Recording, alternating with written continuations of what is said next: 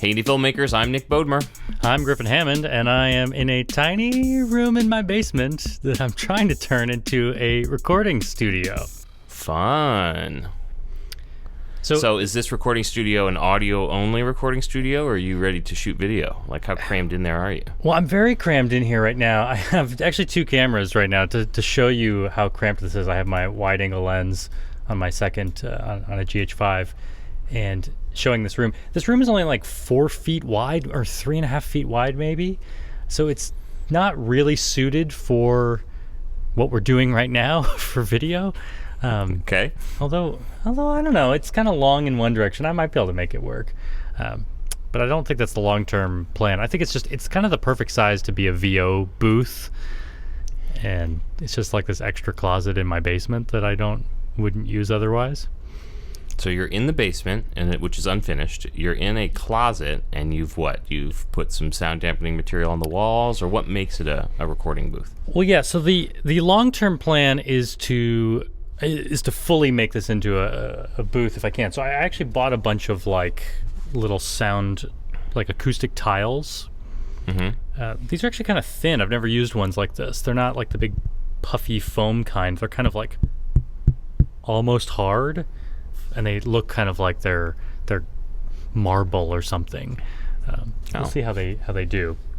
Can you throw a link in the show notes for us? I'd love to take a look. I just bought them on Amazon. I'll put that in the show notes. And then I also bought, this is the first time I've ever bought these before, these little corner, what do they call them?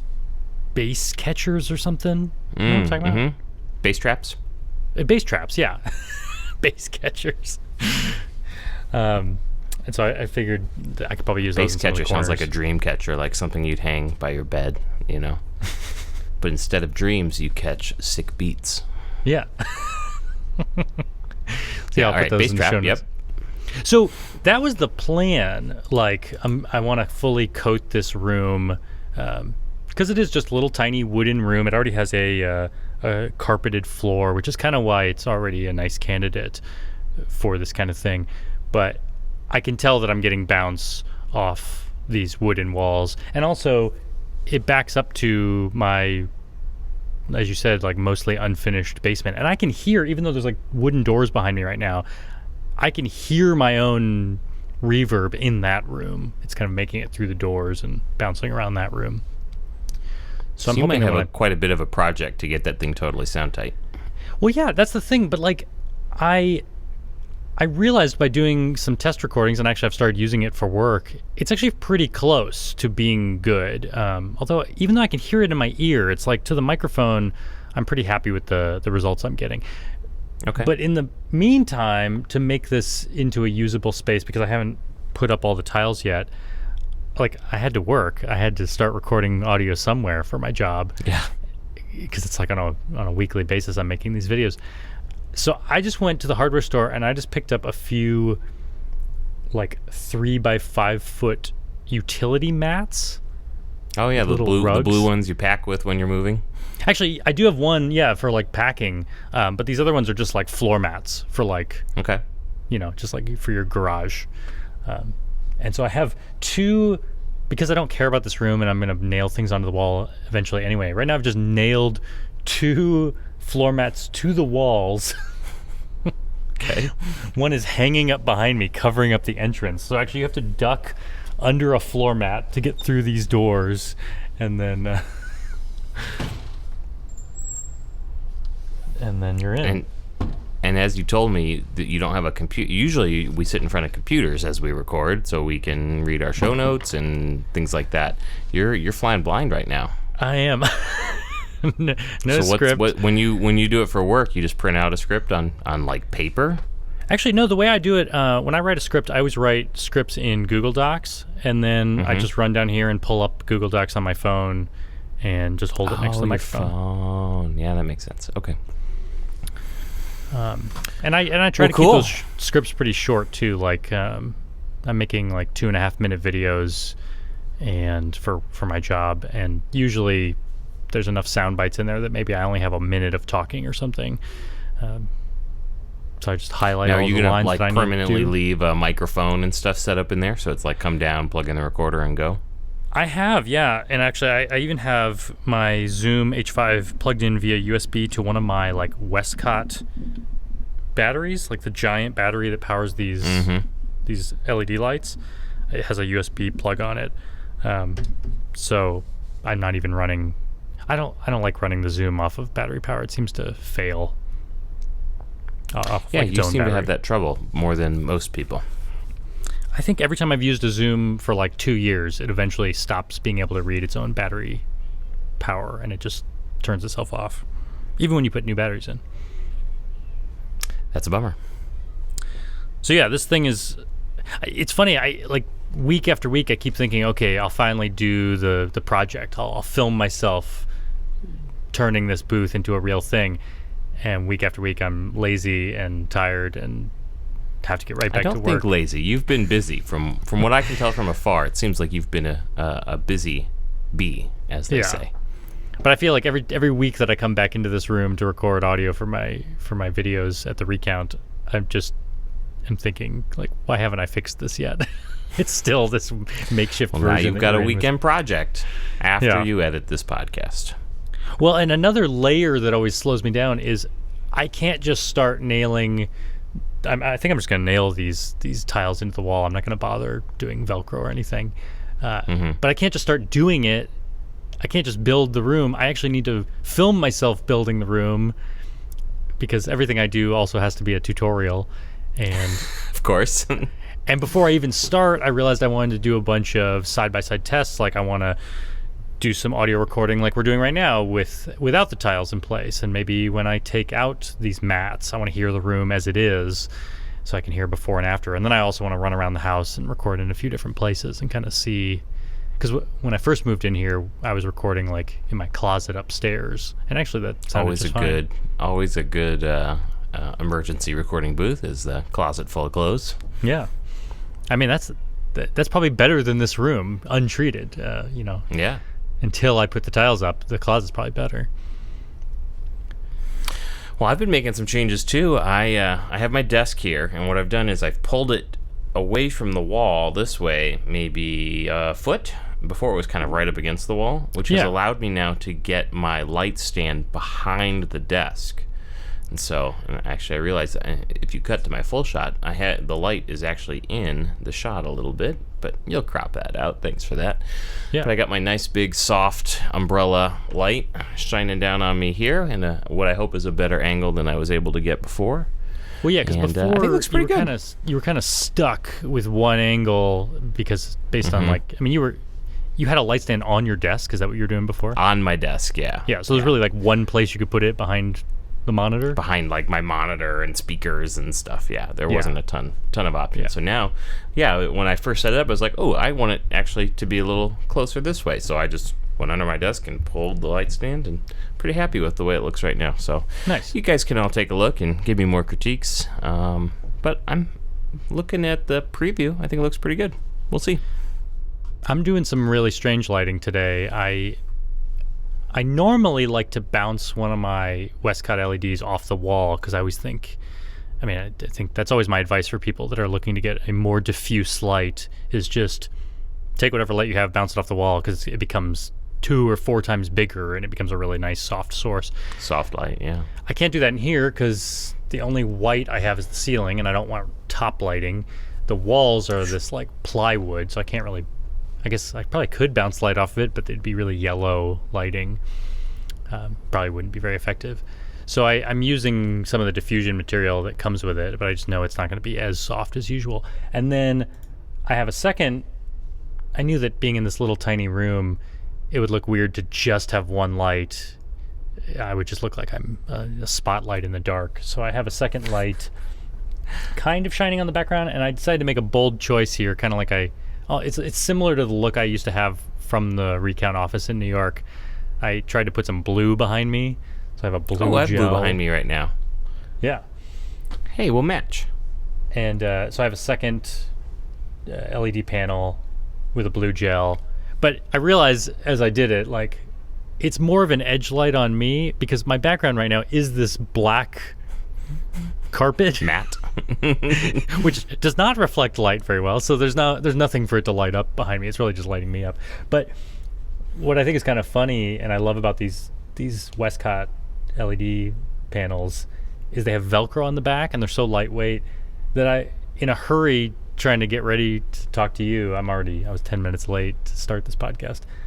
I just slapped it onto one of the hanging mats on the wall. And the Velcro's holding it in place right now. That's nice. I look forward to maybe having better lighting than you for one episode. Yeah, I have a feeling, I think the reviews are going to be mixed on mine, because I have a decent amber-looking light coming as a key light, but then I have this very blue light hitting me from the side.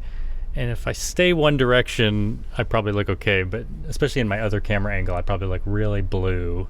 And it's probably not the most flattering look. That's okay. What else is new? I feel like I do this every time we shoot this show. I don't know why I can't just be happy. I mean, this is like my curse with all video. I'm never happy with doing the exact same thing I've done before. So like, I feel like every time we do this podcast, I've tried to cram my camera and lights into a brand new space that I've never shot in before. And make it look amazing. Last month I was like, let me just pull all my equipment outside. Actually, it looked really good, I thought. Oh yeah, it did look really nice. And I was able to use my giant Westcott, or not my Westcott, my Aperture light dome, that big light dome, for a really nice soft light. But I have a very decent Zoom conference call set up in my office right now. My office isn't the most beautiful space in the house, but I have a lot of depth. So with my shallow, with my f1.4 lens, I get a really nice blurry backdrop. I mean, I'll do it in our next episode, and you'll see it looks really nice. I don't know why this week I was like, I have to tear all that down and cram into this little tiny room that's not really conducive to the podcast. Oh, speaking of setting up Zoom, I just saw that Sony finally released software that will allow you to use the Sony cameras as a webcam, which I think Panasonic and Fuji and Canon had already done. At the moment, it's Windows only, which is like thumbs down for me. I want to use it on my Mac. But that would be nice, because right now I'm still just using my iPad for all my Zoom calls. I've had a webcam on order for months and months, but they are really back ordered, I guess, because I have not gotten it yet. I started to download the Panasonic software out of curiosity, even though I don't need it, because I have a capture card that I use with my camera. Right. And I think I went to go download the Panasonic software and realized I think it was beta, and I think it might have only been PC as well. Lame. It's probably easier to get out the door on PC for some reason, but hopefully they expand that. And I can't even remember. There was some caveat to that software. It wasn't... I don't think it was fully functional software. It was kind of like you still had to do some other like open source thing with your computer to make it work. I can't even remember the steps. There was like an additional step.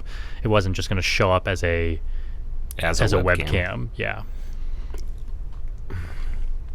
I bought a new bag. What kind of bag did you get? So, as you probably know, I've had the Peak Design everyday backpack for a long time. Yeah. Here it is.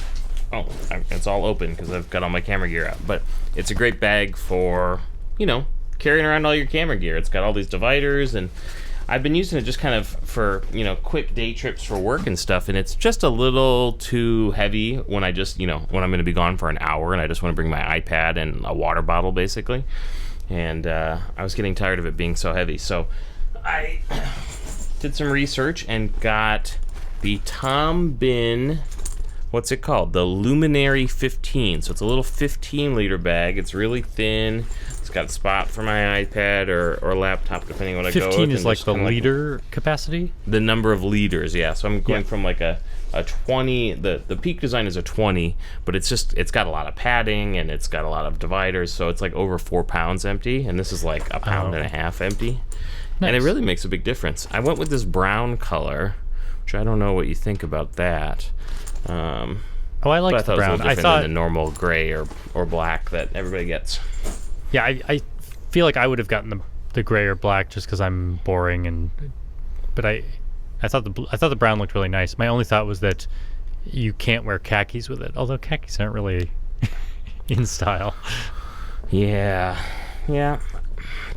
So that's my excitement. I mean, everybody loves bags, right? We love gear and we love bags to put gear in. I don't know why I love bags so much. They're probably one of my favorite pieces of filmmaking equipment, and I don't need any more. I have a ton of them.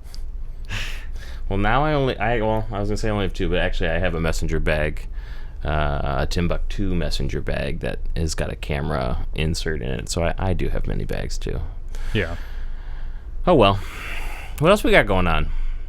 It's been kind of light. We've been busy running around. Yeah, I've just been doing a lot of, everything I do is about politics at work. So we're recording this on Friday. The Democratic National Convention has just wrapped up. And I was able to make a really fast... I was able to turn around a recap video. It seemed like it was really fast because I started making it on Monday after the first night of the DNC. Actually, I guess I started on Tuesday. And started creating this piece that I fully finished on Thursday morning, the final day of the convention, thinking that maybe my job will want to put this out as kind of a scene setter for the final night of the convention. I just wanted to give them the option, have it done early. Yeah. But my boss looked at it and he was like, "Oh no, this is great, but we should just wait until Biden speaks tonight. He comes out and he does his final speech on the last night of the convention. Just add him in, and then it's a recap of it kind of covers the whole, because it already had footage from all the first 3 nights. Oh, nice. So I just so is that out now? Yeah, I watched his speech, and then the cool thing about the software that we use at work, like all week I'd been downloading footage the day after, so I'll just go to the YouTube channel for the convention. I mean, anyone can go do this. If you want to do this next week or this upcoming week during the Republican National Convention, you can just go to their YouTube, grab the link, and like we've talked about in previous episodes about fair use and grabbing archival stuff, you can use software to pull that down and edit the stuff that Republicans say, what Trump says. Can I ask, are you using the YouTube DL tool that I made a tutorial video for you for? I'm not anymore. I recently formatted my iMac and didn't reinstall YouTube DL. I've used it a lot, Let me though. go ahead and find that YouTube link for you so you can install it. I had better luck using that on things that didn't work with my existing software, like sometimes C-SPAN videos would download better through YouTube DL. But generally, YouTube videos I had no problem downloading with, I use some software called UniConverter by Wondershare. Well, you're breaking my heart a little bit, but okay. But that was for the first 3 days, I was just using YouTube videos from the Democrats from their National Convention YouTube channel. But then on the final night, because I had to turn it around so quickly, I can't wait for the live stream to finish and pull down their video. So we use some software at the Recount called Snapstream, which just is a company in Texas, and they are just recording TV all day for you. Actually, it's your cable box in our office recording TV for us onto a hard drive, because I think that's so you could just go pull it right away as it streams. Yeah, so I can just grab the 30 seconds of Joe Biden's speech that pertains to what the story I'm telling, and I had it downloaded 10 seconds later. That's awesome. I think that's an interesting legal thing, that you can't have a company record TV for you. They can make the software that can scan closed captioning and make the TV searchable and help you find clips, and they build the UI for you. But legally, that would be copyright infringement for them to download all this stuff and make it available to you. Yeah. So you have to download it and access it yourself, and that's legal. That's like DVR stuff. DVRs are legal. Well, it makes sense. Do you remember that company Arrow that tried to revolutionize? They were like offering internet streaming of TV by basically just having a separate antenna for every customer. Yeah, which I thought was ingenious and feels like it's the same thing to me, kind of. But they got sued into oblivion, didn't they? Yeah, they shut down. Their idea was like have a warehouse, have 1,000 antennas inside in New York, where you're near the transmitter, the broadcast television. Everyone can get free HD television over the air, but sometimes you're too far away from the big city to get a good signal. But this company was like, well, you just own a little antenna in our warehouse, and it's your antenna, so you can download and record the video, and then we'll just send it to you over the internet. And they didn't like that. Nope, they sure didn't. All right, I have one filmmaking question for you. Oh, you do? I have got a video project that I need to work on, which I haven't had in a bit. Actually had a wedding client who took a long time to decide how they wanted to proceed with their wedding video, but they finally made a decision, so I've got to go do some editing. How long ago was this shot? I don't know, 5-6 years ago. Yeah. Something like that. It's neither here nor there. But I was like, I want to learn. You're a great person that you back everything up. It's just amazing I've that you got still all have footage, it. so yeah, I'll take care of it. But I was thinking, it would be fun to try editing on my iPad Pro, and I'm wondering if you've ever tried that, if you know anything about it. I know there's software out there, and I know very little about it, so I just thought this would be a good test case to be like, I wonder if editing on the iPad while I sit on the couch would be fun. I think we've talked about this before. I just cannot wrap my brain around the idea of editing without a mouse and a trackpad. I use both when I edit. Well, that's what I'm thinking. I don't know if they support it, but I'm assuming like I've got the Apple Pencil, like that could be really good for like just cutting a thing right with the pencil. I don't know. I'm interested to just see what the workflow is like. I've heard good things just out in the ether, but I don't know much about it. I think the one that sounds like is the one to go try is called LumaFusion. Yeah, I've heard good things. It's like $30, so I was thinking maybe I'll just buy that and just play around with it, and then if it's something I like, I can talk about it here, and if it's something I hate, I can talk about it here.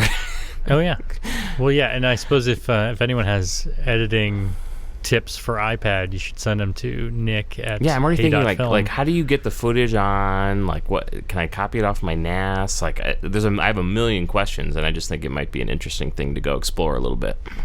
Yeah, well, a wedding is such an interesting use case because, I mean, this is 5 years old, so you didn't shoot it in 4K. They're probably not the most giant files, but like a wedding of all things has a lot of footage. Know. What do you think it is? Do you think it's like 25 gigs or something? It's probably not that bad. I can tell you, I've got it on here. I suppose that you have plenty of room for that. It's probably what do you have, 128 it's gigs or something? 52 gigs right now. My Final Cut Pro 10 bundle. Now that's going to have render files and stuff in it too. Let me expand the package here. Original media is 35 gigs. Yeah. And then what is your capacity? I think I've got 256 gigs, so I should have plenty of space. Yeah. Because presumably you would need to edit, you would want the footage on the iPad, right? You can't edit off the NAS or something. Yeah. I would think so. I mean, again, we'll find out. That's going to be interesting. But yeah, I think you'd want everything on there. So you started an edit, or at least like threw the footage into Final Cut, but you don't think you did enough? I think I had done. You remember we did some wedding videos together. You do the ceremony, you do the reception, and then you do the highlight. Well, the ceremony and reception I did at the time of doing it, and they couldn't ever come to an agreement on a song, and I think it kind of just went out of sight, out of mind after a year or two, and finally, it's actually someone we know, but I won't shame them live on the podcast. So what are you going to do? Do you already have? Are you just going to edit the new portion? Yeah, that's what I'm thinking. Just do the highlight video. Which seems like maybe a good fit to try on something like that, because the style can change a little bit. I don't know. Yeah, we'll see how it goes. And will you have to do any multi-track, like 2-camera editing, or with the highlight reel? I don't think I will, because I'll probably use the final version of the ceremony and the reception to edit from, which will already have all those cuts and multi-track done. So it should be fairly simple, I would think. Yeah. Because, that would have been my other big question is whatever software you use on the iPad, can it handle those sorts of things that you need for a wedding? So I'll report back after I mess with that. But if anybody has any comments or ideas or tips or tricks, I'll take a look in the comments and see what you think. Yeah. Should we thank our sponsor? Let's do it. Handy Filmmakers is brought to you by Squarespace. From websites and online stores to marketing tools and analytics, Squarespace is the all-in-one platform to build a beautiful online presence and run your filmmaking business. There's a phenomenon that happens when I make videos for my job. Some of them get like hundreds of thousands of views, and some of them get like 500 views. And I try as a filmmaker not to be the guy that cares too much about views when like the work that I do, sometimes I'm really proud of it, even if it doesn't get much viewership. And one of the things I like about having my own website is it's a way for me to create a portfolio of the work that I'm proudest of. And so anytime I make something I'm really proud of that I think, well, it's a shame it didn't get that many views on Twitter or YouTube, this is where I can curate my best work, and it's a place where I can be proud of the work that I've done. Check out squarespace.com for a free trial, and when you're ready to launch, go to squarespace.com/Griffin to save 10% off your first purchase of a website or domain. Thank you, Squarespace. Thanks. So during our little commercial break just now, you were worried that you cut me off too quickly? That was a question. Yeah, I didn't know if you were ready for me to jump in with the ending or if you had more to say. Oh, I see. I thought you meant just the timing, and I was thinking like, well, that's the beauty of how we record this. I have the power in editing to shift us. We're not in the same room. That's true. No, I just meant I didn't know if you were actually done. It felt like you were, though. Yeah. Well, I think we've run out of things to talk about. We talked about bags. We talked about iPad editing. Well, we didn't really. We just said it'd be interesting. We've got to learn about it. So, yeah. I've been playing Microsoft Flight Simulator 2020. Just came out. It's super cool. You'll have to check that out. I've very never realistic understood, looking. Although I guess you're also the guy that likes full-length racing video games. I've never understood the appeal of a flight simulator. Probably because, I mean, I know I played one when I was younger, but I don't see the appeal of like a full-length flight in real time. Well, sometimes it's just fun to like scream at high speeds through the Grand Canyon or like down Las Vegas Boulevard in an airplane. Yeah, low altitude. You know, it's just fun. And what's cool about this, okay, this part you'll think is cool. So in this flight simulator, Microsoft's newest version just came out like last week. They are using like the Microsoft Bing, you know, like their search engine. They have map data for like the entire world, and it actually uses all that satellite imagery. So the world is 1-to-1 real, and like my house is in it. Like you can fly by and be like, oh, there's my house, and it looks like my house. It's really cool. So the whole globe is basically mapped 1-to-1 perfect, and then the graphics are pretty and amazing looking. Is it purely satellite imagery, or is it also like that low altitude photography that these map companies do? Yeah, I don't know, because it's all 3D, so it's figured out, you know, what the buildings actually look like. They're all 3D buildings, and they look pretty good. And what's cool is, you know, like they're saying it's like 96 petabytes of data, which obviously you can't install on your computer. So it just streams it from Azure, their cloud service, as you're playing. Wherever you are, it pulls down the appropriate data. Internet service the whole time. You need internet to do this. You can turn it off, but you lose all the cool satellite imagery type stuff. But yeah, it's very neat. So, can you? If anyways, check it. It's worth checking out. I'll say that. I feel like I watched the launch video for this game, and I think I saw like, I mean, I think they even show like little people like fueling up the jets. I mean, like, how much of the process of leaving an airport is involved or can be involved? You kind of set it however you want, anywhere from like do most things for me, I just want to go up, down, left, right, to like I want to flip all the switches that you have to flip to turn the engine on. Right. Yeah, I'm somewhere in the middle where it's like I want to mess with it a little bit, but I don't want to learn every switch in the cockpit. Can you be the captain of like a commercial flight and you have to like get on the intercom and tell people to I think buckle up? You would just have to pretend that part for yourself, but nothing's stopping you.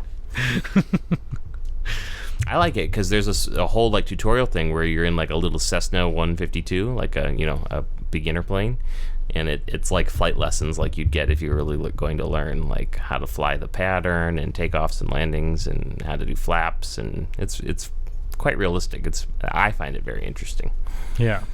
One of the things about moving to the suburbs from New York, I mean, I'm sure we had lots of air traffic going around Manhattan, but we just didn't hear it or notice it in a bustling city. But here, I think we're right under the flight path for O'Hare. The big commercial planes seem to like make a circle over our house, kind of, and then they head back towards Chicago to land. Yeah, you're in the pattern. And so Peter is hearing planes all the time. He has pointed up and said airplane. It's one of his few words. And so I took him to like the local DuPage County airport, which is actually a pretty, it's not a commercial airport, but it's pretty big. It has a bunch of like, it's a big private they've got a jets. Tower, I think, right? Yeah. It looks like it's, I mean, we used to live in central Illinois in Bloomington. It kind of looks like as big or bigger than the central Illinois airport, even though that one's a commercial flight airport. Yeah.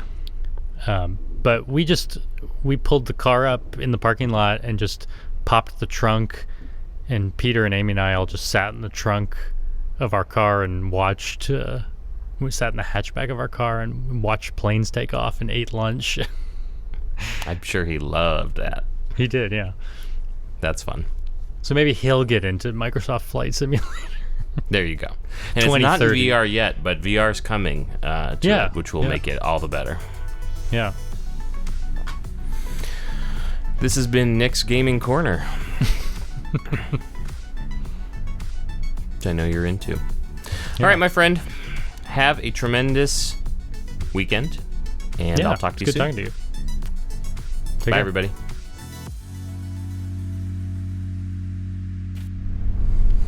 I got two cameras going on today. It's weird in here.